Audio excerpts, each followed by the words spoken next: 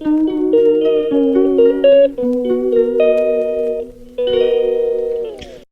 சின்னவாளுக்கெலாம் hi, பெரியவாளுக்கெலாம் நமஸ்காரத்தை சொல்லிட்டு எல்லாருக்கும் happy Akshaya திருதி. எல்லாத்துலேயும் பூஜை பண்ணியிருப்பேன்னு நினைக்கிறேன். எங்கள் ஆத்துலேயும் பூஜை ஆகிடுது.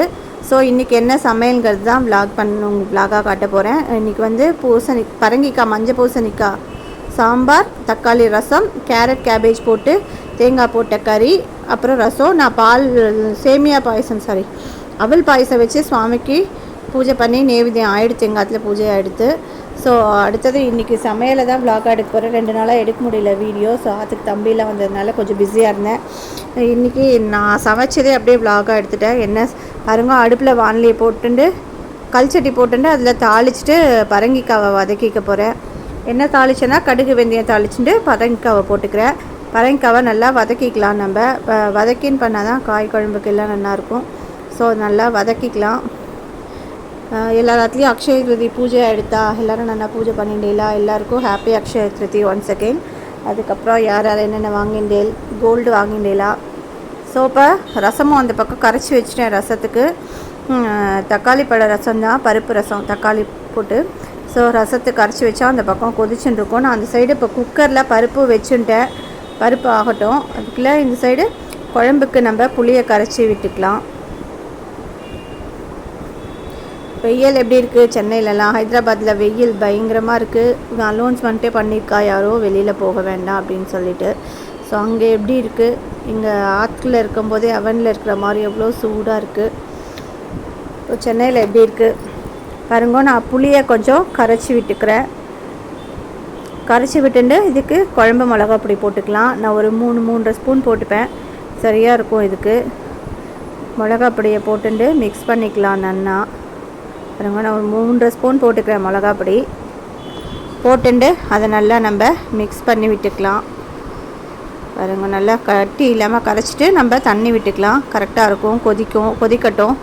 கொதிச்சதுக்கப்புறம் அந்த சைடு நான் பருப்பு எடுத்துகிட்டு இவருக்கு ஆஃபீஸ்க்கு சாதம் வைக்கணும். சாதம் வச்சுட்டு அதுக்கப்புறம் சுவாமிக்கு நைவேத்தியம் பண்ணிடலாம் சாதத்தையும் வச்சுட்டு. ஸோ பாருங்கள், எல்லாத்தையும் நல்லா மிக்ஸ் பண்ணி விட்டுக்கலாம். கட்டி இல்லாமல் கரைச்சிட்டு நான் தண்ணியும் விட்டுருக்கேன் கொஞ்சம். இது கொதிக்கட்டும் நன்னா. அதுக்கப்புறம் நான் காய் கட் பண்ணி வச்சுருக்கேன் இல்லையா, வானிலையை போட்டு எண்ணெய் விட்டுட்டு கடுகு தாளிச்சிக்கலாம். கடுகு உளுத்தம்பருப்பு. ஸோ வானிலையே ஆன் பண்ணிட்டேன். இப்போ எண்ணெய் விட்டுக்கலாம். நம்ம எண்ணெய் விட்டுண்டு கடுகு உளுத்தம்பருப்பு தாளிச்சிக்கலாம். கறிக்கு கடுகு போட்டுருக்கேன். அடுத்தது உளுத்தம்பருப்பு போட்டுக்கலாம். ஸோ உளுத்தம்பருப்பு போட்டுண்டு பச்சை மிளகா காரத்துக்கு, தேங்காய் கறிங்கிறதுனால பச்சை மிளகா போட்டுருக்கேன். ஸோ வெடிச்சதுக்கப்புறம் நம்ம நறுக்கி வச்ச கேரட்டையும் கேபேஜையும் போட்டுக்கலாம். பாருங்க, நறுக்கி வச்சுருக்கேன். இன்றைக்கி சிம்பிள் சமையல். ஸோ போட்டுண்டு நல்லா வதக்கிக்கலாம். உப்பு போட்டுண்டு பாருங்கள், எல்லாத்தையும் மிக்ஸ் பண்ணிக்கலாம். ஒன்றா நம்ம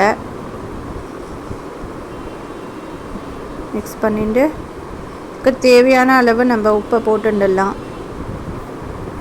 உப்பு போட்டு மூடி வச்சிட்டா நல்லா வெந்து போயிடும். ஸோ இதுக்கு தேவையான அளவு நான் உப்பு போட்டுக்கிறேன்.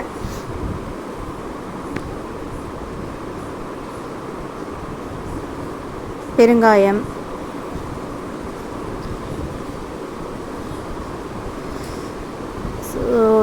உப்பு போட்டுண்டு நான் வந்து சமையலெல்லாம் ஆகி சாப்பிட்டதுக்கு அப்புறம் தான் நான் இந்த வீடியோ வாய்ஸ் ஓவர் பண்ணுறேன்.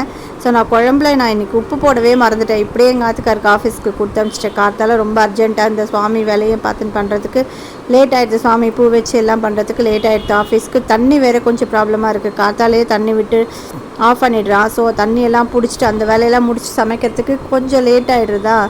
அதனால் அரிபரின்னு பண்ணதுனால, அந்த அர்ஜென்ட்டில் பண்ணதுனால குழம்புல உப்பு போடவே மறந்துட்டேன் நான். இவன் சாப்பிடும்போது தான் தெரியறது உப்பே இல்லை. மத்தியானம் எப்படி சாப்பிடுவாரோ என்னமோ தெரியல. சரி, நான் பேசிகிட்டு இருக்கிற கேப்பில் கறி வெந்துடுத்து, அந்த சைடு குழம்பு கொதிச்சுட்டு அந்த சைடு ரசமாக கொதிச்சுட்டு இருக்கு. நான் தேங்காவை துருவி போட்டுட்டேன். தேங்காய் துருவி போட்டால் கறி ஆகிடும். இந்த பாருங்க, கறி நல்லா சூப்பராக வதங்கி வந்துடுத்து.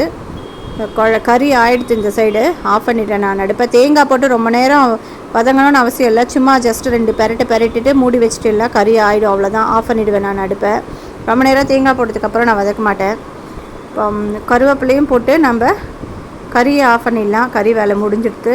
அடுத்தது ரசம் அந்த சைடு கொதிச்சுட்டு இருக்கு இல்லையா, ரசத்துக்கு பருப்பு தண்ணி விட்டுக்கலாம். வேக வைக்கும் போதே கொஞ்சம் தண்ணி நிறையா விட்டு பருப்பு விட்டுக்கலாம். பாருங்கள், ரசத்துக்கு பருப்பு கட்டு சொல்வா, பருப்பு கட்டு விட்டுக்கலாம் பாருங்க, விட்டுட்டேன். அதுக்கப்புறம் மிளகு ஜீரகப்பொடி போடணும் அதில் பருப்பு ரசத்துக்கு. ஸோ மிளகு ஜீரகப்பொடி, சில பேர் ரசப்பொடி வச்சுட்டுப்பா, நான் குழம்பு பொடியே தான் போட்டுருவேன். ஃபைனலாக ரசம் மிளகு ஜீரக பொடியை போட்டுருவேன். கருவேப்பிலை கொத்தமல்லி போட்டுட்டேன்.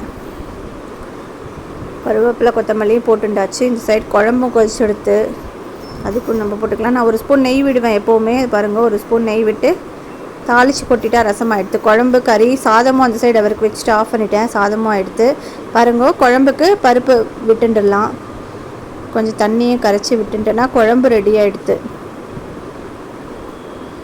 நான் எப்போவுமே குழம்புக்கும் ஒரு ஸ்பூன் லைட்டாக இறக்கரிச்சே கொஞ்சம் நல்லெண்ணெய் இருந்தால் நல்லெண்ணெய் விட்டுப்பேன். கொத்தமல்லி கருவேப்பிலை போட்டால் குழம்பும் ஆகிடும்.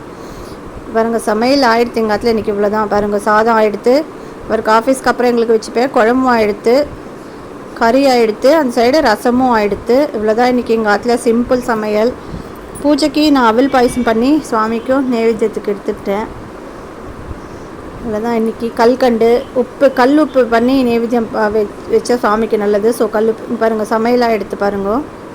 ரசம், களத்துக்கு பருப்பு, அதுக்கப்புறம் சாம்பார், கறி, இவ்வளோதான் இன்றைக்கி சமையல். சாதமும் அந்த சைடாக எடுத்து சுவாமிக்கு பூஜை பண்ணலாம். கல்லுப்பு வாங்கி வச்சு பூஜை பண்ணலாம் போகிறோம். எதுவும் வாங்கி கோல்டு தங்கம்லாம் வாங்கணுங்கிற அவசியம் இல்லை. ஸோ கல்லுப்பு ஒரு பாக்கெட்டு, நான் தான் கல்லுப்பு, பாயசம், அப்புறம் வந்துட்டு பழங்கள்லாம் வச்சு சுவாமிக்கு நைவேத்தியம் பண்ணியாச்சு. எங்கள் ஆற்றுல நல்லபடியாக பூஜையும் முடிஞ்சது, சமையலும் ஆகிடுத்து. காத்தால டிஃபன் வந்து இன்றைக்கி ப்ரெட் டோஸ்ட்டு தான் எங்கள் ஆற்றுல டிஃபன், வேறு ஒன்றும் பண்ணல. ஸோ இதோட இன்றைக்கி இந்த வீடியோ முடிஞ்சிடுது. நெக்ஸ்ட் வீடியோவில் பார்க்கலாம். பாய், தேங்க்யூ.